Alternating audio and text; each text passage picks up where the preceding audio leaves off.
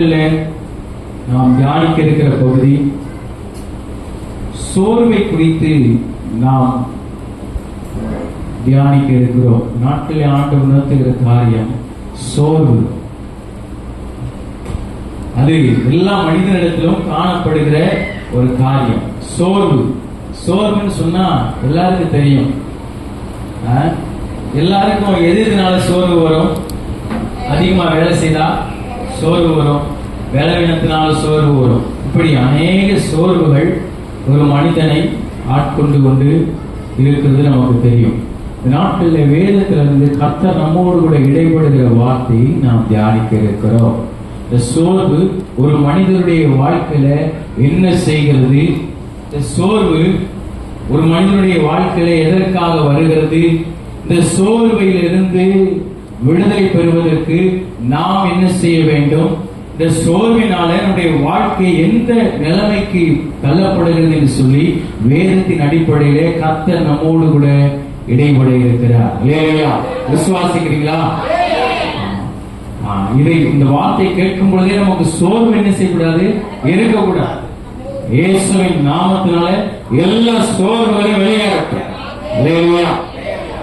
சோர்வை உண்டு கொண்டுகிற எல்லா பிசாசின் கிரியையும் இயேசுவின் நாமத்தினாலே வெளியேறட்டும். வார்த்தையை கேட்க விடாதபடிக்கு ஒரு சோர்வு.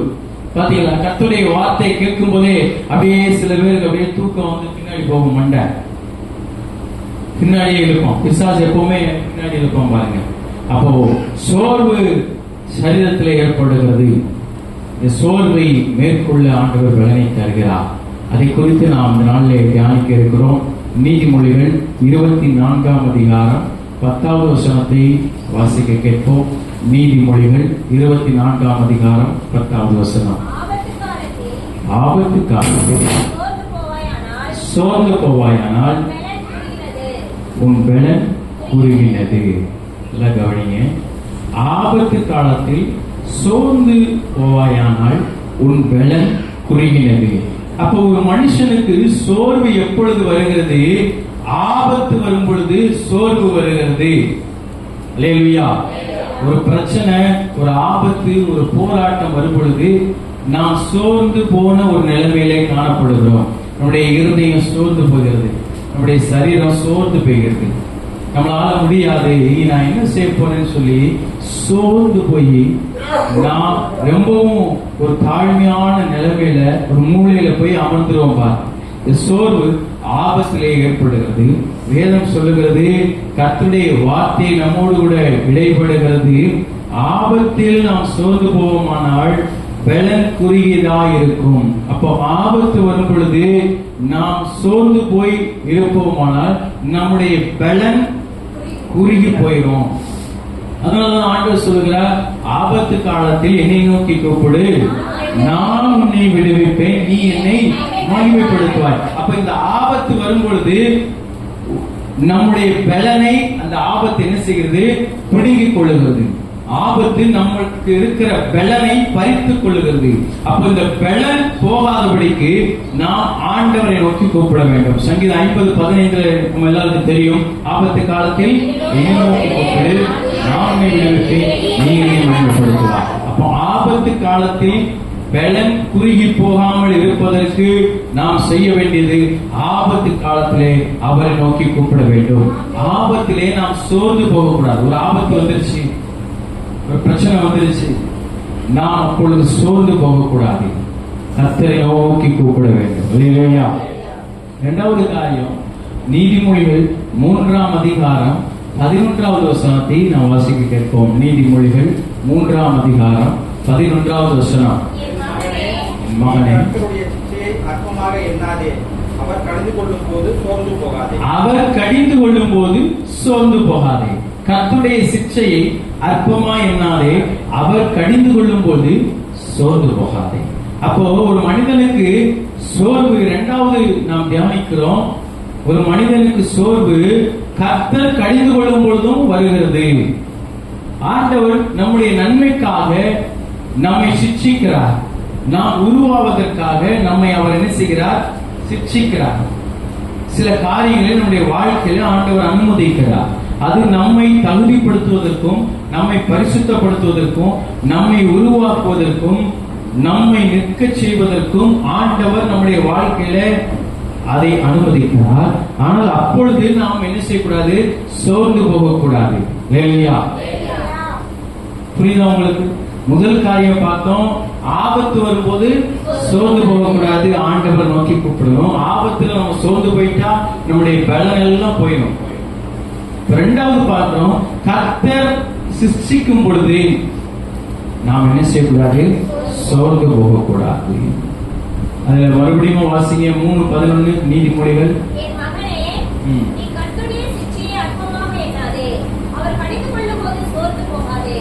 சிற்சையை அற்பமா எண்ணாதே, அவர் கடிந்து கொள்ளும் போது சோர்ந்து போகாது. ஏன் ஆண்டவரே எனக்கு இப்படி செய்றீங்க? ஆண்டவரே ஏன் ஆண்டவரே என்ன இப்படி பண்றீங்கன்னு சொல்லி சோர்ந்து போகாதே என்று சொல்லி ஆண்டவர் சொல்லுகிறார். அல்லேலூயா.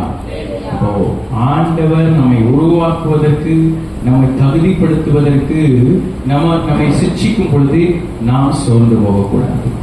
இன்னொரு வசனம் வாசிக்கிறோம்.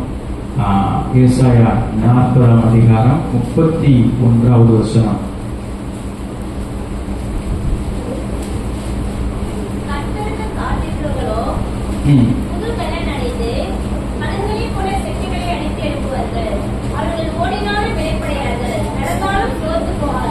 ஓடினாலும் இளைப்படையார்கள், நடந்தாலும் சோர்ந்து போகார்கள். சோர்ந்து போகவே மாட்டோம். அல்லேலூயா. ஓடினாலும் களைப்பு வராது, நடந்தாலும் சோர்வு வராது. அப்ப சோர்ந்து போகாமல் இருப்பதற்கு நாம் ஆண்டவரை நோக்கி கூப்பிட வேண்டும். இந்த வார்த்தை எதை குறிக்கிறது? கர்த்தருக்கு காத்திருக்கும் பொழுது சில சோர்வுகள் என்ன செய்யும்? வரும். இவ்வளவு நாள் காத்திருக்கிறேன், என்ன செய்யறது? இத்தனை வருஷமா நான் என்ன செய்யறேன்? காத்திருக்கிறேன், ஆனாலும் இன்னும் என் வாழ்க்கையில நடக்கல. இவ்வளவு நாளா நான் காத்துட்டே இருக்கிறேன், இன்னும் எனக்கு இது நடக்கல. இவ்வளவு நாள் நான் வெயிட் பண்றேன், எனக்கு இன்னும் நடக்கலன்னு சொல்லி நமக்கு ஒரு சோர்வு வருவார். இப்ப ஆண்டவர் நம்முடைய வாழ்க்கையில நம்மை காத்திருக்க வைக்கும் பொழுது நமக்கு ஒரு சோர்வு வருது பாருங்க. அப்போ நீண்ட நாள் காத்திருப்பு இருதயத்தை நிறைக்க பண்ணும். விரும்பினது வரும்போது ஜீவ விருட்சம் போல் இருக்கும். அல்லேலூயா. இப்போ நீண்ட நாள் காத்திருக்க ஆண்டவர் வைக்கும் பொழுது ஒரு சோர்வு. ஆண்டவரை எத்தனை வருஷமா நான் இதற்காக ஜெபம் பண்றேன், எத்தனை வருஷமா காத்துட்டு இருக்கிறேன், ஆனாலும் இன்னும் வர்ற மாதிரி இல்லையே, இன்னும் தர்ற மாதிரி இல்லை, இன்னும் நடக்கிற மாதிரி இல்லை, இன்னும் வாய்க்கிற மாதிரி இல்லை, இன்னும் அதை குறிச்சு எந்த ஒரு காரியமே இல்லைன்னு சொல்லி காத்திருக்கும் பொழுது சோர்வு வரலாம். ஆனால் வேதம் சொல்லுகிறது, அந்த காத்திருக்கும் பொழுது நாம் சோர்ந்து போகாதபடிக்கு அவர் பலன் தருகிறார். இல்லையா? காத்திருக்கும் பொழுது சோர்வு வருவது உண்மை, ஆனால் விரும்பினது வரும் பொழுதோ அது ஜீவ விருட்சம் போல் இருக்கிறது. அந்த அதிலே ஏசாயா 40ஆம் அதிகாரம் 29 வாசிங்க. சோர்ந்து போகிறவனுக்கு அவர் பலன் கொடுத்து, சத்துவம் இல்லாதவனுக்கு சத்துவத்தை பெருக பண்ணுகிறார். இல்லையா? எதை பெருக பண்ணுகிறார்? சத்துவத்தை பெருக பண்ணுகிறார். சோர்ந்து போகிறவனுக்கு அவர் பலன் கொடுத்து, சத்துவம் இல்லாதவனுக்கு சத்துவத்தை பெருக பண்ணுகிறார். நாட்களில் நாம் தியானிக்கிற வார்த்தை, சோர்ந்து போகிறவருக்கு அவர் பலன் கொடுக்கிறார். யாருக்கு அவருடைய பலன் பூரணமாய் விளங்குகிறது? சோர்ந்து போகிறவனுக்கு. இல்லையா? என் பலவீனத்திலே அவருடைய பலன் என்ன செய்கிறது? விளங்குகிறது. ஆண்டவர் அவன் பலவீனத்திலே என் பலன் பூரணமாய் விளங்கும். அப்போ ஆண்டவருடைய பலன் பூரணமாய் யாருக்கு விளங்கும் என்று சொன்னால், பலவீனத்தோடு சோர்வோடு இருக்கிறவர்களுக்கு தேவனுடைய பலன் கொடுக்கப்படுகிறது. அல்லேலூயா. வாசித்த வசனம், சோர்ந்து போகிறவருக்கு அவன் பலன் கொடுக்கிறார். இன்றைக்கு சோர்ந்து போன நிலைமையில நாம் இருக்கிறோமா? எதை குறித்து சோர்ந்து போகிறோம்? நம்முடைய பதில் எதுவா இருக்குது? ஆண்டவர் படத்துல கேட்கிறான்னு வைங்களேன், எதை குறிச்சு சோர்ந்து போய் இருக்கிற அப்படின்னு கேட்டா, நான் சொல்லுகிற எல்லா காரியமும் அற்ப காரியமா இருக்கும். ஆண்டவரே, இதை நினைச்சுதான் நான் சோர்ந்து போயிருக்கிறேன், ஆண்டவரே இதை நினைச்சுதான் நான் சோர்ந்து போயிருக்கிறேன், இதை நினைச்சு நான் சோர்ந்து போயிருக்கிறேன்னு சொல்லுகிற எல்லா காரியங்களும் உலக காரியங்களாய் அற்ப காரியங்களாய் இருக்கிறது. இல்லையா? அவர் சோர்ந்து போகிறவருக்கு பலன் கொடுக்கிறார். நாம் எந்த சோர்வுல நாட்கள் இருக்கிறோமோ அவர் அறிகிறவராக இருக்கிறார். அந்த சோர்வுல இருந்து நமக்கு ஆண்டவர் பலன் கொடுக்கிறார். அவர் தான் பலனை கொடுப்பாரே தவிர எந்த சூழ்நிலைகளும் எந்த மனுஷனும் நமக்கு பலன் கொடுக்க முடியாது. யாராலும் பலன் உண்டாகாது. அப்போ சோர்ந்து போகிறவருக்கு அவர் பலன் கொடுத்து சத்துவமில்லாமக்கு சத்துவத்தை பெருக பண்ணுகிறார். காத்திருக்கும் பொழுது நாம் கவலைப்பட தேவையில்லை, கலங்க தேவையில்லை, நாம் சோர்வு அடைவதில்லை என்று சொல்லி ஆண்டவர் சொல்லுகிறார். அல்லேலூயா. காத்திருக்கும் பொழுது சோர்வா இருக்கிறது போல இருக்கும், ஆனா அது நடக்கும் பொழுது ரொம்ப நன்மையான விஷயம் இருக்கும். அதே போல நம்முடைய வாழ்க்கையில காத்திருக்கிற நமக்கு ஆண்டவர் பெரிய காரியங்களை செய்வார். அல்லேலூயா. இந்த சோர்வுனால சோர்ந்து போகிறதுனால மனிதனுக்கு என்ன எண்ணங்கள் வருது, நம்முடைய வாழ்க்கையில என்ன நினைக்க தோணும், என்ன காரியங்கள் நம்முடைய சரீரத்தில் உருவாகிறது அப்படின்னு சொல்லி நாம் ஒரு வார்த்தையை தியானிக்க போகிறோம். யோனா 4ஆம் அதிகாரம் 8வது வசனம்.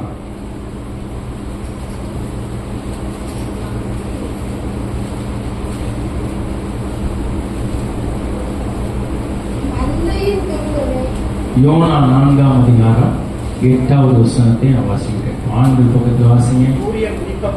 சூரியன் உதித்த போது தேவன் உஷ்ணமான கீழ்காற்றை கட்டளையிட்டார். அப்பொழுது வெயில் யோனாவுடைய தலையில் படுகிறதினால் அவன் சோர்ந்து போய் தனக்குள்ளே சாவை விரும்பி நான் உயிரோடு இருக்கிறதை பார்க்கிலும் சாகிறது நலமாயிருக்கும். அல்லேலூயா. தேவனால் வார்த்தையை பெற்ற மனுஷன், தேவனால் அனுப்பப்பட்ட மனுஷன். அல்லேலூயா. வார்த்தை கொடுத்து அனுப்புகிற மனுஷனுடைய வாழ்க்கையில நடந்த ஒரு காரியம். இந்த யோனா தீர்க்கதரிசியை குறித்து எல்லாருக்கும் தெரியும், எல்லாருக்கும் நன்றாய் தெரிந்ததால விளக்க அவசியம் இல்லை. இங்க இந்த சூறை செடியில அமர்ந்திருக்கும் பொழுது வெயில் தலையில் அடிக்கும் பொழுது அவர் சோர்ந்து போய், இந்த சோர்வினால அவருடைய இருதயம் ரொம்ப வியாகுலப்பட்டு அவர் வாயினால் ஒரு வார்த்தை அறிக்கை பண்ணுகிறார், சாவை விரும்பி என்று சொல்லி. எதை விரும்பி? சாவை விரும்பி. இப்ப நம்ம ஒவ்வொருத்தரும் ஒவ்வொன்றை விரும்புவோம் பாருங்க. ஆனால் ஒரு மனிதனுடைய வாழ்க்கையில இந்த சோர்வு எதை கொண்டு வருகிறது? சாவை கொண்டு வருகிறது. அதனாலதான் பிசாசு நிறைய பேரை சோர்வாக்குவான். சில பேரை பார்த்தா எப்போ பார்த்தாலும் சோர்ந்து போயே இருப்பான். ஒரு கலகலப்பே இல்லாம இருக்கே, ஏன் அப்படின்னா அந்த சோர்வு எப்பொழுதுமே காணப்படும். இந்த சோர்வின் ஆவி எதை கொண்டு வருகிறது? மரண கண்ணியை கொண்டு வருகிறது. இல்லையா? மரணத்தை கொண்டு வருகிறது. யோனா சோர்ந்து போய் சாகணும்னு நினைக்கிறார். தாங்க முடியல, அவ்வளவுதான். தாங்க முடியல, சோர்வா இருக்குது, பலவீனமா இருக்குது, முடியல அப்படின்னு சொல்லும் பொழுது எண்ணம், மனுஷனுடைய எண்ணம் என்னவா உருவாகுது? சாக வேண்டும் என்று சொல்லி உருவாகுவார். இன்றைக்கு அநேகர் இந்த சோர்வினால, இந்த சோர்வுல இருந்து ஒரு விடுதலை பெற முடியல, இந்த துன்பத்திலிருந்து ஒரு விடுதலை பெற முடியல, இதுக்கு ஒரே வழி செத்துருவான்னு சொல்லி ஒரு தாயார் தெரியும். அவர்கள் தீராத வயிற்று பிரச்சனை, ஹாஸ்பிட்டல் அட்மிட் பண்ணியிருக்காங்க. இந்த வயிற்று வலி தாங்க முடியாமல் 3வது மாடியிலிருந்து குதிச்சு இறந்து போயிட்டாங்க. காரணம், இந்த வலி என்ன செய்ய முடியல, பொறுக்க முடியல, அவங்களால தாங்கிக் கொள்ள முடியல, சோர்ந்துட்டாங்க, பலவீனப்பட்டுட்டாங்க. இனிமே நம்மளால இந்த வயிற்று வலியிலிருந்து மீட்டு வர முடியாது, இதுக்கு ஒரே வழி செத்துருவோம்னு சொல்லி என்ன செய்துட்டாங்க? முடிவெடுத்துட்டாங்க. அப்போ ஒரு மனிதனுடைய வாழ்க்கையில நான் சாக வேண்டும் என்று சொல்லி ஒரு எண்ணத்தை இந்த சோர்வு ஏற்படுத்துகிறது. அதனால அன்பான தேவனுடைய பிள்ளைகளே, நம்முடைய வாழ்க்கையில இந்த சோர்வு காணப்படவே கூடாது. இல்லையா? எப்பொழுதும் சந்தோஷமாயிருங்கள் ஆண்டவர் சொல்கிறார். எப்பொழுதும் எல்லாவற்றிலும் சோதனம் பண்ணுங்க, இடைவிடாமல் ஜெபம் பண்ணுங்க சொல்றார். எப்பவுமே துருதுருன்னு சுறுசுறுப்பா இருக்கிறது ஆண்டவருக்கு பிடிக்கும் பாருங்க. இல்லையா? எப்பவுமே சுறுசுறுப்பா இறங்கி கொண்டே இருக்கிறது ஆண்டவருக்கு பிடிக்கும். ஏதாவது ஒண்ணு செஞ்சுட்டே இருக்கணும், அதுக்காக நினைச்சா ஒண்ணு செஞ்சிடக்கூடாது. இல்லையா? பாஸ்டர் சொல்லிட்டாரு என்னத்தையாவது ஒன்று செய்வோம் அப்படின்னு சொல்லி போயிட்டே இருக்கு, கல்லை கொண்டு வீட்டு மேல எதையாவது தூக்கி எறிவோம் அப்படின்னு சொல்லி ஏதாவது தேவையில்லாத காரியத்தை செய்யக்கூடாது. நாம் செய்கிற ஒவ்வொரு காரியத்தையும் தேவன் பார்த்து கொண்டு இருக்கிறார் இல்லையா? அந்த இடத்திலே செய்கிற ஒவ்வொரு காரியத்தையும் ஆண்டவர் சொல்கிறார் அதை வெளியரங்கமாக்க வேண்டும் சொல்லி அதை வெளியே கொண்டு வந்துருவார் ஆண்டவர். நம்ம யாரை வேண்டுமானாலும் மறைக்கலாம், யாருடைய கண்களை வேண்டுமானாலும் நாம் மறைத்து போடலாம். இது நம்முடைய தகப்பனாருக்கு தெரியாது, இது நம்முடைய தாய்க்கு தெரியாது, இது நம்முடைய கணவருக்கு தெரியாது, இது நம்முடைய மனைவிக்கு தெரியாது, இது நம்ம ஓனருக்கு தெரியாது, இது நம்ம அண்ணனுக்கு தெரியாது, இது நம்ம அக்காவுக்கு தெரியாது, இது நமக்கு பிள்ளைக்கு தெரியாது என்று சொல்லி எந்த காரியத்தை நாம் மூடி முளைத்தாலும் அவருக்கு தெரியாமல் இல்லை. அவருக்கு எல்லாம் தெரியும், எல்லாவற்றையும் அறிந்தவராய் இருக்கிறார், எல்லாவற்றையும் அறிந்தவர் சொல்லுகிறார். இந்த காரியங்கள் எல்லாம் ஒரு சில நாட்களுக்கு பின்பு நமக்கு சோர்வை கொண்டு வரும், நம்முடைய வாழ்க்கையில சோர்வை கொண்டு வரும். இந்த சோர்வு சாக வேண்டும் என்கிற எண்ணத்திற்கு ஒரு மனிதனை இந்த செய்யும் கொண்டு வரும். அதனால நாம் எச்சரிக்கையாக இருக்க வேண்டும், ஒரு நாள் சோர்ந்து போகக்கூடாது. வேதம் சொல்லுகிறது, சோர்ந்து போகிறவருக்கு அவர் பலன் கொடுத்து சத்துவத்தை பெருக பண்ணுகிறார். ஒரு சோர்வான நேரங்களில் உடனே ஆண்டவர் நோக்கி, ஆண்டவரே எனக்கு சோர்வா இருக்குது, என்னை பலப்படுத்துங்கன்னு சொல்லணும். உங்களுடைய வாயில விசுவாச அறிக்கை வரணும், என்னை பலப்படுத்துகிற கிறிஸ்துவினாலே எல்லாவற்றையும் செய்ய எனக்கு பலம் உண்டு.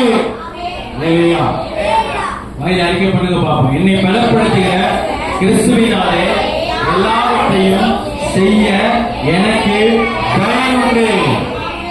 பலம் உண்டு சொல்லுங்க. அல்லேலூயா. பிசாசு எதுல ஓடுவான் தெரியுமா? வேதம் அழகாய் கற்றுக் கொடுக்கிறது, வார்த்தை அழகாய் சொல்கிறது, இதை கேட்கிறவர்களுக்கு இது புதிதாக இருக்கும்.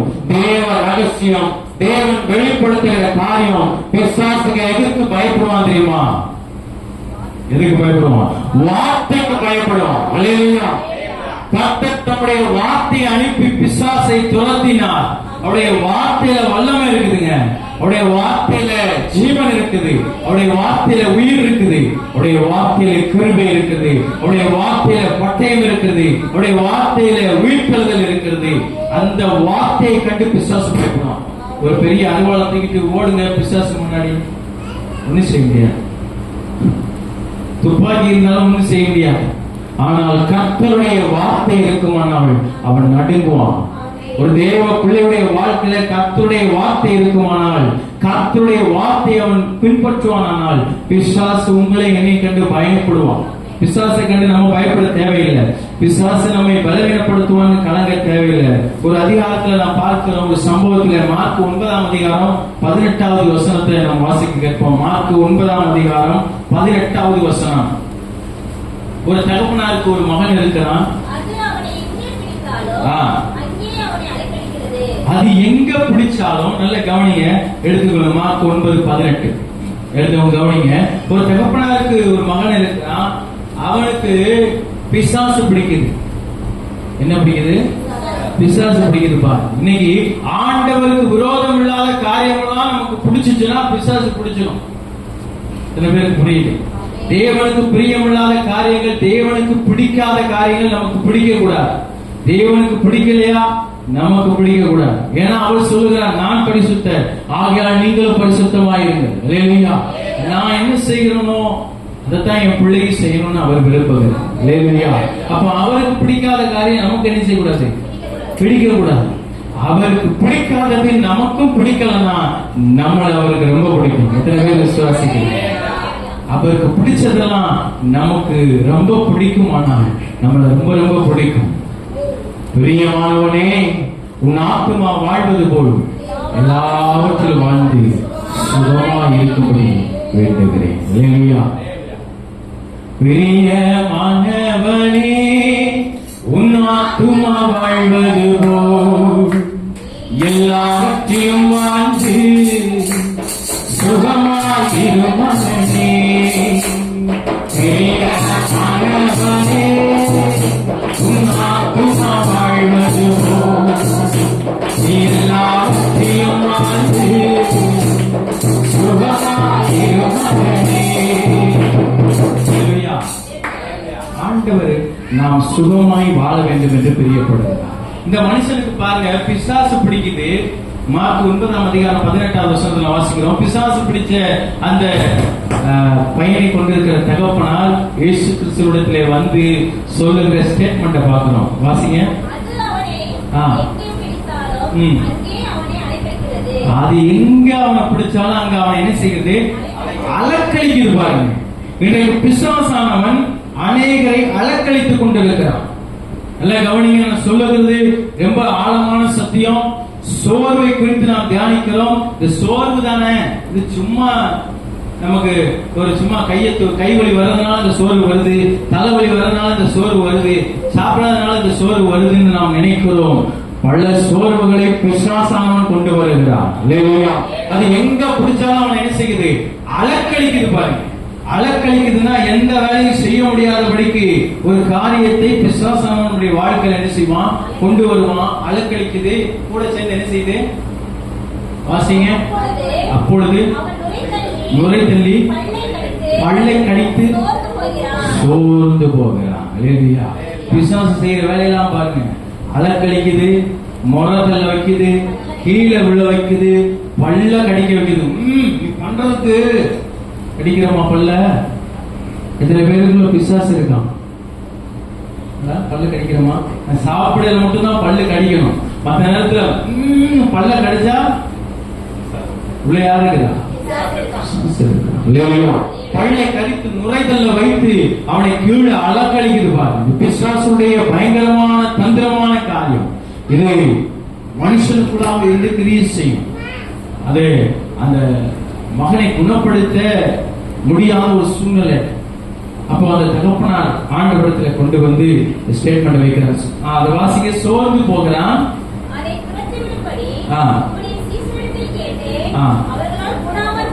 கூடாமல் போயிட்டு. அப்போ அவன் சோர்ந்து போனதுக்கு உண்டான காரணம் என்ன?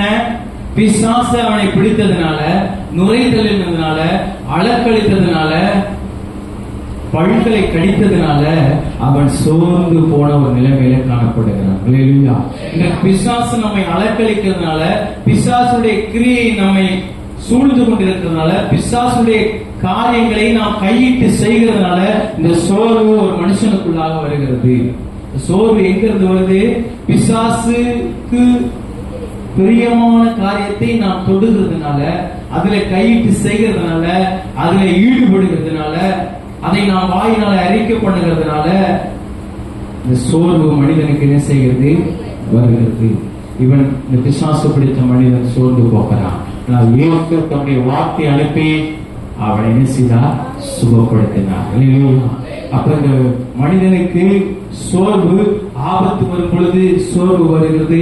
நாம் ஆண்டவரை நோக்கி கூப்பிடும் பொழுது அந்த ஆபத்திலிருந்து நமக்கு விடுதலை கொடுத்து சோர்வை நம்மை விட்டு என்ன செய்கிறார்? அவர் மாற்றி போடுகிறார். இரண்டாவது காரியம் பார்த்தோம். ஒரு மனிதனுக்கு பிசாசு போராட்டங்கள் இருக்கும் பொழுது என்ன செய்கிறது? சோர்வு வருகிறது. இல்லையா? பிசாசு சோர்வை கொண்டு வருகிறான். அந்த சோர்வில் இருந்து ஆண்டவர் நமக்கு விடுதலை கொடுக்கிறார். அது அலக்களிக்கிறதா இருக்கிறது. நாம் ரொம்ப கவனமாய் எச்சரிக்கையாய் இருக்க வேண்டும். அப்போ இந்த சோர்வு எதனால வருகிறது என்று சொல்லி நாம் பார்த்தோம். இந்த சோர்வில் இருந்து நாம் எப்படி உடற்கை என்று சொல்லி தேவன் விரும்புகிறார் என்று சொல்லி நாம் ஒரு வசனத்தை வாசித்து நாம் நிறைவு செய்ய போகிறோம்.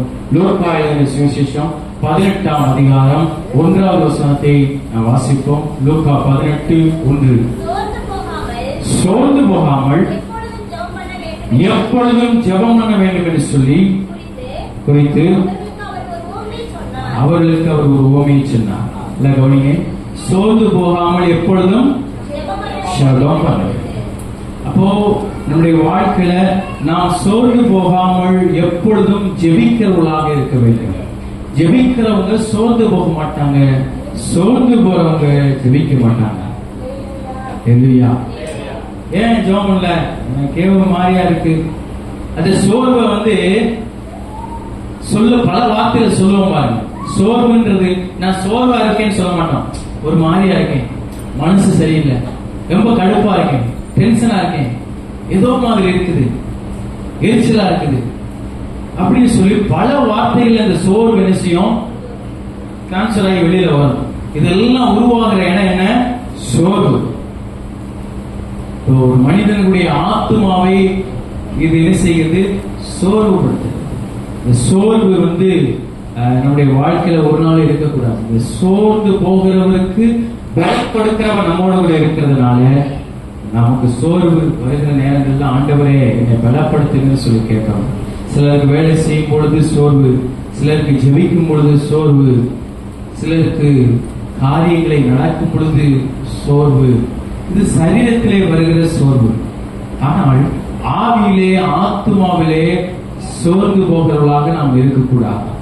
அந்த சோர்வு எதை கொண்டு வரும் என்று சொன்னால், நாம் தியானித்தோம், சாக வேண்டும் என்று ஒரு எண்ணத்தை கொண்டு வரும். அதனால சோர்ந்து போகக்கூடாது. நாம் ஒருவேளை சோர்ந்து போன நிலைமையில இருப்போமானால் ஆண்டவர் சொல்லுகிறார், நான் பலன் கொடுப்பேன். இல்லையா? அவர் பலன் கொடுக்கிறவராக இருக்கிறார். நாம் சோர்ந்து போகாமல் எப்பொழுதும் ஜெபிக்கிறவர்களாக இருக்க வேண்டும். அப்போ இந்த ஜெபம் சோர்விலிருந்து நமக்கு ஒரு விடுதலை கொண்டு வரும். ஜெபிக்காம இருக்கும் பொழுது இந்த சோர்வு நம்மளை ஆட்கொண்டு விடும். ஜெபிக்க ஜெபிக்க ஜெபிக்க சோர்வுகள் எல்லாம் நம்மை விட்டு மாறி போகும், உபத்திரவங்கள் மாறி போகும், ஆபத்துகள் மாறி போகும், படுகொலிகள் மாறி போகும். எல்லாம் நம்மளை விட்டு விலகி போவதற்கு சோர்ந்து போகாமல் நாம் எப்பொழுதும் ஜெபம் பண்ண வேண்டும். இந்த வேதம் சொல்லுகிறது, நாம் சோர்ந்து போகாமல் நன்மை செய்ய வேண்டும் என்று சொல்லி. சோர்ந்து போகாமல் என்ன செய்யணும்? நன்மை செய்யணும். இவனுக்கு செஞ்சு செஞ்சு என்ன பிரயோஜனம்? அதான் சொல்றத பாத்துங்க. இவனுக்கு செஞ்சு செஞ்சு என்ன பிரயோஜனம்? ஒரு பலன் இல்லைங்க. ஆண்டவர் சொல்ற, நீ செய்யற மனுஷனால உனக்கு பலன் வராது. நீ மனிதனுக்கு செய்வாயானால் அந்த மனிதன் அந்த பலனை உனக்கு திருப்பி தர மாட்டான். நீ மனிதனுக்கு செய்யும் பொழுது உன்னுடைய இருதயம் எப்படியா இருக்க வேண்டும்? நான் தேவனுக்கு செய்கிறேன் என்று சொல்லி இருக்க வேண்டும். இல்லையா? இது நான் மனுஷனுக்கு செய்யல, இதை நான் ஆண்டவருக்கு செய்கிறேன், அவர் எனக்கு திருப்பி தருவார். இல்லையா? அவர் தராவிட்டாலும் அவருக்கு ஸ்தோத்திரம். இல்லையா? எப்பவுமே தேவனுக்கு நம்ம கொடுக்கும் பொழுது பாருங்க, ஒரு பெரிய சந்தோஷம் இருக்கும், ஒரு பெரிய நிறைவு இருக்கும். தேவனுக்காக நேரத்தை கொடுக்கும் பொழுது, பல மணி நேரம் தேவனுடைய சமூகத்துல நாம் இருக்கும் பொழுது ஒரு பெரிய சந்தோஷம். தேவனுக்காக நம்முடைய பிள்ளைகளை கொடுக்கும் பொழுது ஒரு பெரிய சந்தோஷம். தேவனுக்காக நம்முடைய தாளந்துகளை கொடுக்கும் பொழுது பெரிய சந்தோஷம். தேவனுக்காக நம்முடைய பணத்தை கொடுக்கும் பொழுது பெரிய சந்தோஷம். தேவனுக்காக நம்முடைய ஜீவனை கொடுக்கும் பொழுது பெரிய சந்தோஷம். அல்லேலூயா. நாம் நன்மை செய்கிறதிலே சோர்ந்து போகக்கூடாது. ஆண்டவர் சொல்கிறார், நன்மை செய்கிறதிலே நாம் சோர்ந்து போகாமல் நாம் நன்மை செய்வோமானால், விதைப்போமானால் ஏற்ற காலத்திலே அறுப்போம். அல்லேலூயா. ஏற்ற காலத்திலே அறுப்போம். ஒரு செடிய விதையை நாம் வைக்கும் பொழுது அது உடனே பலன் தராது. ஏற்ற வேளையிலே வளர்ந்து அது பலனை தருவது போல ஆண்டவர் நம்முடைய ஜெபங்களுக்கு அவர் பலன் கொடுக்கிறவராக இருக்கிறார். அல்லேலூயா. ஏற்ற காலத்திலே அது பலனை காண்பாய் என்று ஆண்டவர் சொல்ல இருக்கிறார். அவர் சோர்ந்து போகாமல் நாம் நன்மை செய்ய வேண்டும், சோர்ந்து போகாமல் நாம் ஜெபிக்க வேண்டும், சோர்ந்து போகாமல் நாம் கொடுக்க வேண்டும். கர்த்தருடைய வார்த்தை பிரேஸ் சொல்வது, ஒருவனுக்கு நன்மை செய்ய திராணி இருந்தும் அதை செய்யத்தக்கவர்களுக்கு செய்யாமல் இராதே. நம்மளால முடியும், ஆனா செய்ய மாட்டேன் அப்படின்னா அது ஆண்டுடைய பார்வையில ரொம்ப தவறான காரியம். என்னால ஜெபம் பண்ண முடியுமா? நம்மளால முடியும், ஆனா ஜெபம் பண்ண மாட்டேன், நான் படத்தில் இருப்பேன். வேதம் வாசிக்க முடியுமா? முடியும், ஆனா நான் வேதம் வாசிக்க மாட்டேன். இப்போ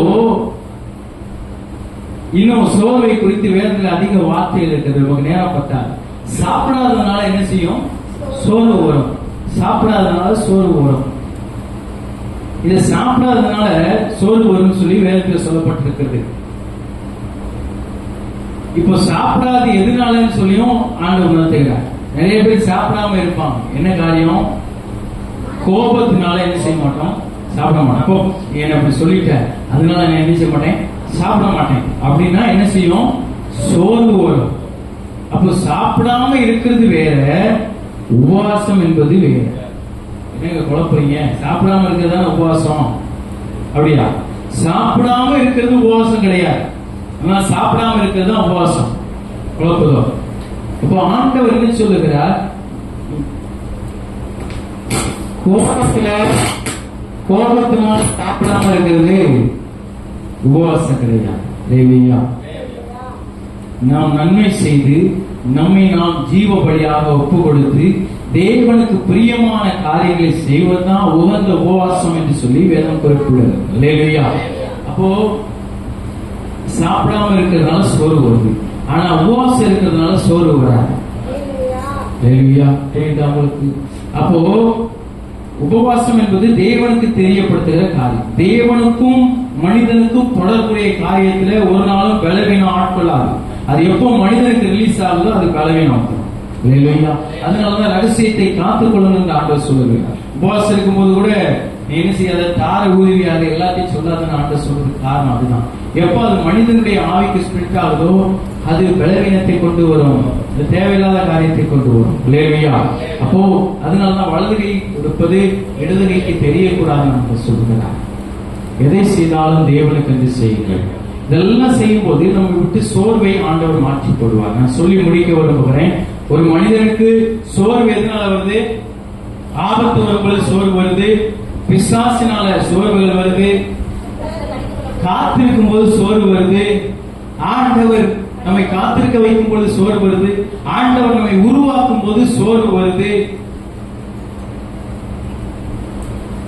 அப்போ இந்த சோர்விலிருந்து விடுதலையை ஆண்டவரே கொடுக்கிறார். சோர்ந்து போகிறவருக்கு அவர் பலன் கொடுத்து சத்துவம் இல்லாதவனுக்கு சத்துவத்தை பெருக பண்ணுகிறார்.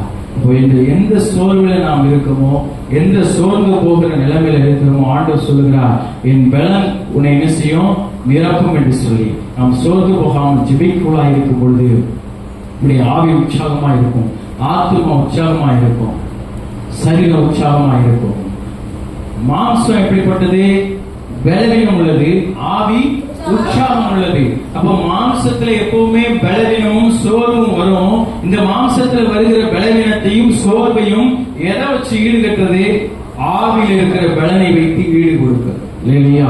இப்ப ஆவியிலே நாம் உற்சாகமா இருக்கும் பொழுது இந்த பலன் நமக்கு பூரணமாய் விளங்கும் இல்லையா? ஆவியில இருந்துதான் பலன் உருவாகி மாம்சத்தை நிரப்பும். மனிதனை ஆண்டவர் களிமண்ணினால் உருவாக்கி ஊதினார், மனிதன் ஜீவாத்மாவாக. இந்த ஆவிதான் சரீரத்தை ஆக்டிவேட் பண்ணுது. எதை ஆக்டிவேட் பண்ணுது? சரீரத்தை ஆவிதான் ஆக்டிவேட் பண்ணுது. ஆவியை சரீரம் ஆக்டிவேட் பண்ணாது. ஆவி தன்னிடத்திலிருந்து எடுத்துக்கொள்ளப்பட்டால் நம்ம என்னது? அவ்வளவுதான், பணம் தான். ஒரு பாஸ்டர் அருமையா சொன்னாங்க, ஒரு பாஸ்டர் அருமையா விளக்கம் கொடுத்தார். இந்த விளக்கம் ரொம்ப நல்லா இருந்தது. அவர் மரித்து போனதுக்கு அப்புறம் கேட்டார், மரித்து போனா, மரித்து போறதுக்கு முன்னாடி நான் ஒரு இடத்துல இருக்கிறேன் அப்படின்னா என்ன கேட்பாங்க? பாஸ்டர் எப்ப வருவாரு அப்படின்னு கேட்பாங்க. ஆனால் அவர் ஆஸ்பத்திரியில இறந்து போயிட்டாருன்னு வைங்களேன், வீட்டுல வந்தோடனே என்ன கேட்பாங்க? பாஸ்டர் எப்போ வருவாருன்னு கேட்பாங்க. பாடி எப்போ கொண்டு வருவாங்க அப்படின்னு கேட்பாங்க. உங்க பாஸ்டர் என்ன ஆயிட்டாரு? பாடி ஆயிட்டாரு. அப்படிதான் ஒவ்வொரு மனுஷனும் அப்படிதான். ஒரு மனிதனுக்கு உறவுகள் இருக்கலாம், நிறைய உறவுகள் இருக்கும். ஆனால் அந்த மனிதன் இறந்து போனதற்கு பிற்பாடு அவன் என்ன செய்கிறான்? அவனுடைய பெயர் மறக்கப்படுகிறது, அவனுடைய அடையாளங்கள் மறக்கப்படுகிறது, எல்லாம் மறக்கப்படுகிறது. அப்போ ஆவி வெளியில போயிடுச்சுன்னா சரீரத்துக்கு மதிப்பு இல்லை. செத்து போன மீன் நம்ம எல்லாரும் சாப்பிடுவோம், அப்படித்தானே? மீன் எல்லாரும் சாப்பிடுவோம். இந்த மீனை எத்தனை நாள் நம்ம வீட்டுல வச்சு சாப்பிடுவோம்? 4 நாள் வச்சு சாப்பிட்றதெல்லாம் உண்டு, 3 நாள் வச்சு சாப்பிட்றதெல்லாம் உண்டு. இன்னும் வெளிநாடுகள்ல இருந்து வர்ற மீன்னா 10 நாள் ஃப்ரிட்ஜில் வச்சு என்ன செய்வாங்க, சாப்பிட்றாக்கெல்லாம் உண்டு. கறி, இறந்து போன கோழி, இதுவா இருக்கட்டும், எதுவா இருந்தாலும் நான் வைத்து என்ன செய்யறோம்? வீட்டுல வச்சிருக்கணும் பாரு. ஆனால் இந்த மனிதன் இறந்து போனால் அவன் என்ன செய்ய முடியாது? வீட்டுல வச்சிருக்க முடியாது. நமக்கு ஊருக்கு புறம்ப ஒரு இடத்தை என்ன செஞ்சோம், ஒதுக்குறோம், கல்லறை என்று சொல்லி ஒதுக்கியாச்சு. ஒதுக்கி தூக்கி கொண்டு போய் என்ன செஞ்சிட வேண்டியதான், சரீரத்தை மண்ணில் விளைச்சிட வேண்டியதான். காரணம், ஆவி போயிடுச்சு. ஆவி போயிடுச்சுன்னா ஒண்ணுமே இல்லை. அப்போ இந்த சரீரம் ஃபுல்லா இயக்குறது ஆவியினால. இந்த ஆவியில பலப்படுவதற்கு ஆண்டவர் சொல்றார், ஜெபம். சோர்ந்து போகாமல் எப்பொழுதும் ஜெபம் பண்ண வேண்டும். இயேசு கிறிஸ்து நாள் முழுவதும் ஜெபித்தார், கண்ணீரோடு ஜெபித்தார், அழுகையோடு ஜெபித்தார், பிறருக்காக ஜெபித்தார், உபவாசித்து ஜெபித்தார். உங்களுடைய ஜெபம் அப்படியா இருக்கும்போது இந்த சோர்வில் இருந்து ஆண்டவர் பலன் தருவார். சோர்ந்து போகிறவருக்கு அவர் பலன் கொடுத்து சத்துவம் உள்ளவனுக்கு சத்துவத்தை பெருக காட்டுகிறார். இல்லையா? அருமையான ஐயா ஒரு பாட்டு பாடுவாங்க. சோர்ந்து போகாதே மனமே, சோர்ந்து போகாதே, சோர்ந்து போகாதே மனமே, சோர்ந்து போகாதே. கண்டுனை அழைத்த தேவன் கைவிடுவாரோ, சோர்ந்து போகாதே மனமே, சோர்ந்து போகாதே. நாம் எதை குறித்து சோர்ந்து போக தேவையில்லை. சோர்வோடு இருக்கிறோமா, ஆண்டுடைய பலன் நம்மை நிரப்புவது. சோர்ந்து போகாமல் எப்பொழுதும் ஜெபம் பண்ணுவோம். எப்பொழுதும் ஜெபம் பண்ண வேண்டும் என்று சொல்லி லூக்கா 18ஆம் அதிகாரத்தில் வாசிச்சோம். தொடர்ந்து ஜெபிக்க ஜெபிக்க ஜெபிக்க எல்லா சோர்வுகளும் மாறும், எல்லா உபத்திரவங்களும் மாறும், எல்லா சூழ்நிலைகளும் மாறும். ஆண்டவர் பெரிய காரியங்களை செய்வார். அல்லேலூயா. இதை குறித்து கவலைப்பட தேவையில்லை, கண்ணீர் வடிக்க தேவையில்லை. நம்மை பலப்படுத்துகிற கிறிஸ்துவினாலே எல்லாவற்றையும் செய்ய எனக்கு பலன் உண்டு. அல்லேலூயா. வார்த்தை கேட்கும் பொழுது பிசாசு பயப்படுவான். அல்லேலூயா. நம்ம மனுஷன் நிறைய பேர் சொல்லுவோம் பாருங்க, நான் யாரு தெரியுமா, எங்க பெரியப்பா எங்கே வளர்றாரு தெரியுமா, எங்க மாமா என்ன ஆபீஸ்ல இருக்காரு தெரியுமா, எனக்கு எத்தனை பேர் தெரியுமான்னு சொல்லி தன்னை குறித்தும் மனிதனை குறித்தும் மேன்மை பாராட்டி கொண்டு இருக்கிறோம். ஆனால் பிசாசு இடத்துல இதெல்லாம் வைக்க முடியாது. என்னை பலப்படுத்துகிற கிறிஸ்துவினாலே எல்லாத்தையும் செய்ய எனக்கு பலன் உண்டு. அல்லேலூயா. கர்த்தரை நமக்கு முன்பாக வைக்கும் பொழுது பிசாசு பயப்படுவான். அல்லேலூயா. நம்ம கூட எத்தனை பேர் இருந்தாலும் பிசாசை ஜெயிக்க முடியாது. நம்ம கூட கர்த்தர் இருப்பானால் பிசாசை ஜெயிக்க முடியும். சொல்லியிருக்கிறார், சிங்கத்தையும் வலு சர்ப்பத்தையும் மிதிப்பீர்கள், பிசாசுடைய சகல வல்லமையை மேற்கொள்ள நான் உங்களுக்கு அதிகாரம் கொடுத்திருக்கிறேன் என்று சொல்லியிருக்கிறார். இல்லையா? அதனாலதான் அவன் இந்த அதிகாரத்தை நாம் செயல்படுத்த விடாதபடிக்கு நம்ம என்ன செய்யலாம், சோர்ந்து போகிறோம். இப்ப நம்ம ஒரு எல்லாரும் வேலைக்கு போறோம். வேலைக்கு போகும் பொழுது நல்ல சரீரத்தில் நல்ல உற்சாகமா பலமா இருந்தாதான் டெய்லி வேலைக்கு போக முடியும். நமக்கே காய்ச்சல் வந்து ரொம்ப முடியாம இருக்கோம்னா வேலைக்கு போவோமா, வேலைக்கு லீவ் போட்டுருவோம். நான் இன்னைக்கு முடியலங்க, ரொம்ப டயர்டா இருக்கு, லீவுன்னு சொல்லி லீவ்ல இருக்க கொடுத்து லீவ் போட்டுருவோம். அப்ப வேலையை செய்ய முடியாது. அதே போல பிசாசானவன் என்ன செய்கிறான், நாம் ஜெபிக்க விடாதபடிக்கு, ஆண்டவரை துதிக்க விடாதபடிக்கு, ஆண்டுடைய வேதத்தை திறந்து நாம் கர்த்தருடைய வார்த்தையை தியானிக்காதபடிக்கு, தேவனுடைய ஆலயத்துக்கு வர முடியாதபடிக்கு சோர்வுகளை பிசாசானவன் கொண்டு வருகிறான். ஏன் இதை கொண்டு வரான்? எப்படி ஒரு மனுஷனுக்கு சோர்வு வந்தா வேலைக்கு போக முடியாது, வேலைக்கு போலன்னா சம்பளம் வாங்க முடியாது, சம்பளம் வாங்கலன்னா கடன் வாங்கணும், கடன் அடைக்க லோன் வாங்கணும், லோன் அடைக்க லோன் என்ன செய்யணும், ஓடணும். கடைசியில முடியாமாயி பலவீனப்பட்டு மருத்துவமனைக்கு செலவு செய்யணும். துன்பங்களும் வியாதிகளும் மேற்கொண்டு நம்முடைய ஓட்டமே வேறு பக்கம் என்ன செஞ்சிடும், திரும்பி பாருங்க. ஆனால் கர்த்தரிடத்தில் நாம் திரும்புவோமானால் கர்த்தர் எல்லாவற்றையும் மேற்கொள்ள நமக்கு பலனை என்ன செய்வாரு, தருவார். அல்லேலூயா. நாம் ஜெபிப்பதற்கு, உபவாசிப்பதற்கு, கர்த்தருடைய வேதத்தை தியானிப்பதற்கு, நாம் பிறருக்கு கொடுப்பதற்கு, தேவ சமூகத்திலே அமர்வதற்கு அவர் பலனை தருவார். அல்லேலூயா. இதை நாம் ஜெபத்தினாலதான் மேற்கொள்ள முடியும். ஜெபம் என்பது நம்ம நினைக்கிற மாதிரி முழங்கால் படி ஆண்டவரே நாளை தந்தையோ உமக்கு நன்றி, நான் போறேன், பாதுகாத்துக் கொள்வோம் உமக்கு நன்றி, அவ்வளவுதான். இப்படி இது ஜெபம் அல்ல. இது கடமைக்காக செய்யப்படுகிற ஜெபம். ஒரு ஜெபம் அர்ப்பணிப்போடு இருக்க வேண்டும். ஆவியின் ஏவுதலினால ஜெபிக்க வேண்டும். அல்லேலூயா. நம்முடைய ஜெபம் உள்ளான இருதயத்திலிருந்து ஏறெடுக்கப்பட வேண்டும். வாயிலிருந்து வெறும் வாயில போற ஜெபம் வானத்துக்கு மேல தாண்டாது, கூரையை விட்டு தாண்டாது. அது இங்கே டிஸ்போஸ் பண்ணிடுவான் பிசாசு. ஆனால் ஆவியிலிருந்து எழும்புகிற ஜெபம் எல்லாத்தையும் அடிச்சு நொறுக்கிட்டு போகும் பரலோகத்துக்கு. அல்லேலூயா. ஆண்டவர் சொல்றார், என் ஜனங்களின் கூக்குரல் என்னை வந்து எட்டினது, என் சமூகத்தை எட்டினது. நம்முடைய ஜெபம் தேவனுடைய சமூகத்தை எட்டணுமா? ஆவியிலிருந்து ஜெபிக்க வேண்டும். இந்த ஆவியில பலன் வேண்டுமா? நாம் சோர்ந்து போகாமல் ஜெபிக்க வேண்டும். அப்படிப்பட்டவர்கள் கர்த்தருக்கு காத்திருக்கும் போல் கழுதை போல சட்டைகளை எடுத்து எழுப்புவார்கள். அவர்கள் நடந்தாலும் சோர்வடையார்கள், ஓடினாலும் களைப்படையார்கள். அல்லேலூயா.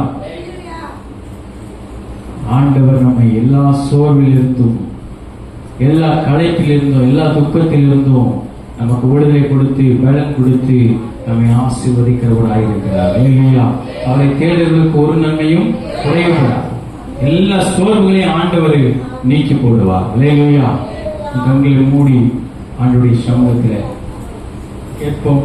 என்ன விதமான சோர்வு? ஆண்டவரே, செவிக்க முடியாதபடிக்கு என்னிடத்தில் இருக்கிற சரீரத்தில் சோர்வுகளை மாற்றி போடுவது, உம்முடைய வேதத்தை வாசிக்க விடாதபடிக்கு என்னிடத்தில் இருக்கிற சோர்வை மாற்றி போடுங்கன்னு சொல்லி கேட்போம். ஆண்டவரே, பிறருக்கு கொடுக்க விடாதபடிக்கு என்னிடத்தில் இருக்கிற அந்த பலவீனத்தை மாற்றி போடுங்க. உமக்காக ஏதாவது செய்ய வேண்டும் என்று சொல்லி ஒரு தாகத்தை ஏற்படுத்தும். எல்லா சோர்வுகளையும் மாற்றி போடுங்க. சோர்ந்து போகிறவருக்கு பலனை கொடுப்பேன் என்று சொன்னவரே, உங்களுடைய பலன் பூர்ணமாய் விளங்கட்டும். ஆண்டவரே, உங்களுடைய பலன் எங்களை நிரப்பட்டும். அப்பா, நீர் ஆசீர்வதி, வழிநடத்தும், பாதுகாத்துக்கும். துதி கன மகிமை எல்லாம் ஒருவருக்கே செலுத்தி இயேசு கிறிஸ்துவின் நாமத்தில் ஜெபிக்கிறோம் ஜீவனுள்ள நல்ல பிதாவே. ஆமென். ஆமென்.